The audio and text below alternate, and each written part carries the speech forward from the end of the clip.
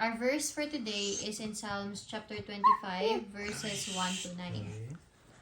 In you, Lord my God, I put my trust. I trust in you. Do not let me be put to shame, nor let my enemies triumph over me.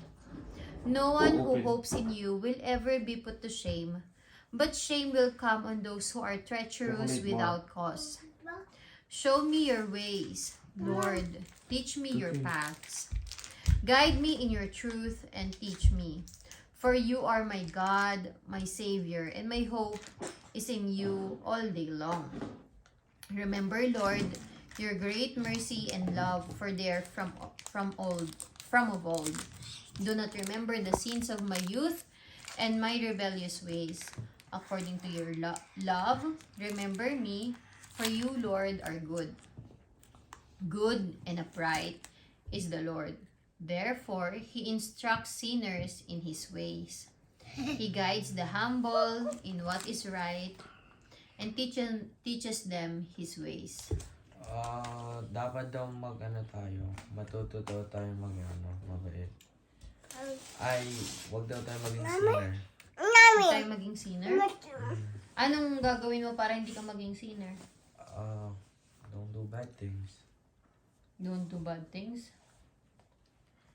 Ikaw, ate? I-trust daw po natin si Lord. You trust? Listen to his word daw. His message every time. Sinabi dito, no one who hopes in you will ever be put to shame. But shame will come on those who are treacherous without cause. Ito, naniniwala ako dito na pag ang Diyos ang pinagkatiwalaan mo at hanggang ginagawa mo kung ano yung mabuti at tama, God will... Repent. Ha? Repay you. God will never put you to shame. God will never put you to shame. Kapag kunwari, sabi ko nga, kasi nangyari na to sa akin, hindi ko lang maalala kung ano yung certain situation.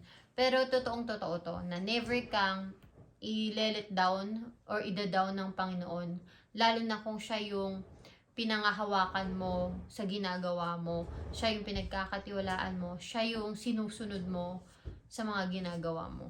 Never kang mapapahiya sa Kanya. Tapos dito, sinabi rin niya rito na, show me your ways, Lord, teach me your path. Magandang to, kasi alam mo yun, kung talagang pinagkakatiwalaan mo si Lord, gusto mo si Lord ang mag-guide sa'yo. And if God will guide you, it is good as well na hingin mo sa Kanya na ituro niya yung dapat mong gawin. Kasi sa totoo lang, even me, maraming pagkakataon na hindi ko alam kung tama ba yung mga decision ko sa buhay. Kasi hindi naman natin alam kung ano yung mangyayari in the future, right? So, right now, ang ginagawa ko lang, I'm trying to decide what is best, what is good, and what is pleasing to the Lord as much as possible. Tapos, just hope na tama yon, trust na tutulungan kanya whatever happened. Diba? So, ako, for me, ang the best ngayon is about trusting the Lord and asking for His guidance every day. That's it. Yeah.